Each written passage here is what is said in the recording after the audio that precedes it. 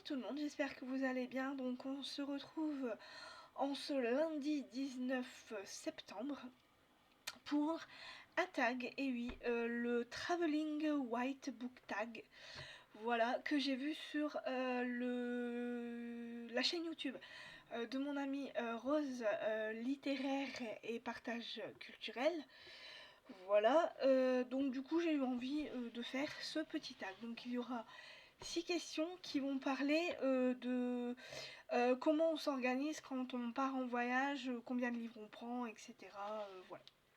Donc, première question, lisez-vous lorsque vous voyagez? Alors oui, c'est obligé, je suis obligée de lire, je peux pas m'arrêter comme ça de lire quand je suis en vacances.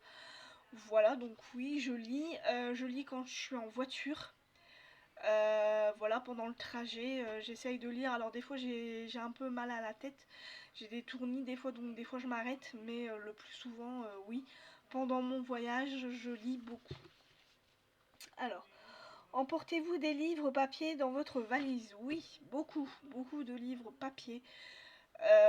Voilà, que je mets dans un grand sac, voilà, qu'on m'a offert, qu'une de mes voisines m'a offert un jour quand elle a été retrouver sa fille en Guyane. Voilà, elle m'a fait cadeau de ce sac qui est immense et qui tient le coup avec tous les livres que je mets dedans. Et je ne mets pas que mes livres dedans, mais je mets plein de choses, mais ce livre est costaud, très costaud. Ça fait des années que je l'ai et des années que je l'utilise pour transporter mes livres. Voilà. Emportez-vous une liseuse électronique? Alors non, je n'ai pas de liseuse électronique. J'en avais une que ma soeur m'avait offert à Noël, mais il y a des années de ça. J'avais mis que 2 livres dessus. Donc le livre de Franck Tillier, Puzzle, que j'avais lu et que j'avais pas trop apprécié. J'avais eu du mal avec cette lecture-là. Et j'avais lu aussi un livre de Marie-Bernadette Dupuis, L'orpheline des neiges, que j'avais bien aimé.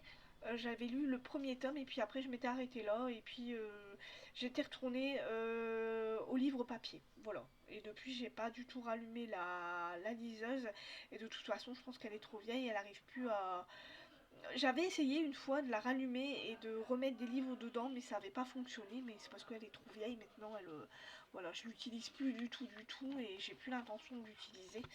Donc voilà. Alors, combien de livres emmenez-vous en voyage? Alors, beaucoup. Voilà. Tous les livres que j'ai dans ma palle, si je peux les prendre, je les prends. Voilà, comme j'ai pas des énormes palles, ça va. L'année passée, je sais que j'étais partie avec 7 livres. Voilà, et je les avais presque tous lus. Ouais, j'avais pratiquement tout lu des livres que j'avais dans ma palle. Voilà, que j'avais pris avec moi. Voilà, c'était en août de l'année passée. Voilà, donc je prends vraiment tous les livres que je peux, je les prends, quoi. Mon sac est lourd la peste, mais je peux pas partir sans livre.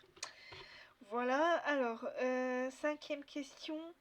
L'endroit où vous vous rendez impacte-t-il le choix des livres que vous emportez? Pas du tout. J'emporte tous les livres que je peux et ça n'a rien à voir avec l'endroit où je vais. Voilà, que je parte au sport d'hiver ou que je parte en vacances d'été, ça n'a aucun rapport. Je prends les livres que j'ai, comme je vous l'ai dit, dans ma palle. Voilà.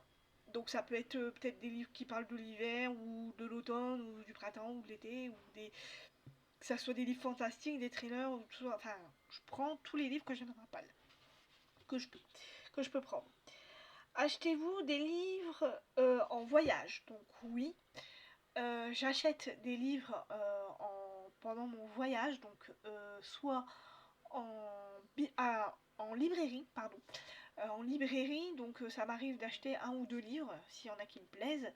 Et sinon, j'en achète dans les supermarchés. Si dans les supermarchés, il y a un beau coin livre, j'achète pas mal de livres. Je sais que l'année passée, j'en avais, donc comme je vous l'ai dit, pris 7 livres.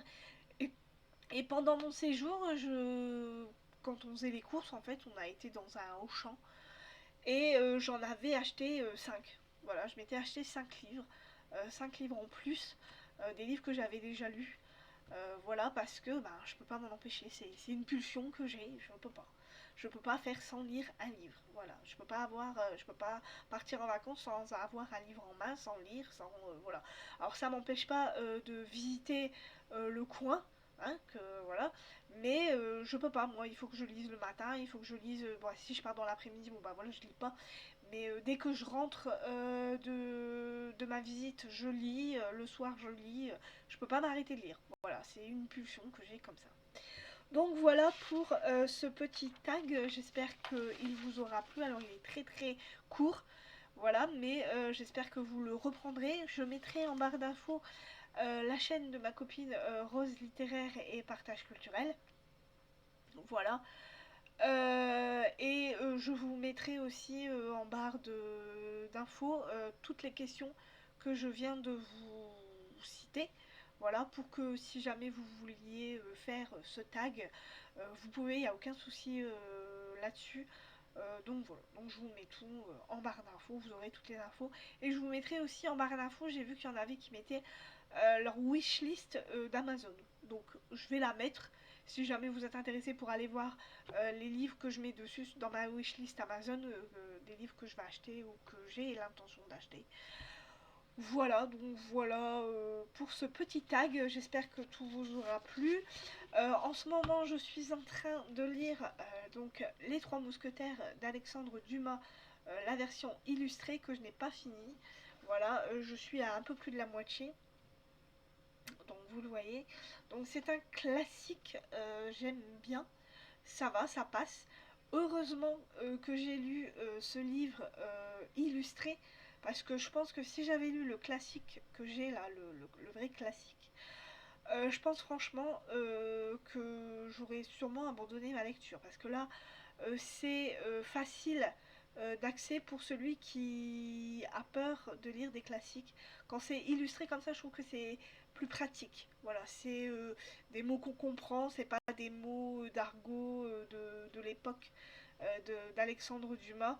Je trouve que c'est un peu plus facile d'accès. Voilà, pour ceux qui ont du mal avec les livres classiques, je trouve que illustré c'est beaucoup mieux. Donc voilà, donc je l'ai pas encore fini. Je suis à 200, plus de 200 pages, en sachant qu'il en fait 400. Donc j'ai encore pas mal à lire. Mais ça va. Alors il y a des petits passages un peu longs, mais bon, dans l'ensemble, les chapitres sont courts. L'histoire est assez bonne. Voilà, on est avec D'Artagnan. On va faire la rencontre de D'Artagnan qui va à Paris pour faire partie des mousquetaires. Voilà, il va rencontrer Monsieur de Tréville qui est le chef des mousquetaires du roi. Voilà, et il va vouloir entrer au service des mousquetaires, mais on lui a piqué sa lettre de recommandation, voilà, que son père lui avait faite, pour rentrer au service des mousquetaires. Et du coup, donc il va être pas aux mousquetaires, mais à la garde du roi, je pense, dans sa garde, pas vraiment personnelle, mais enfin voilà, on va le mettre autre part.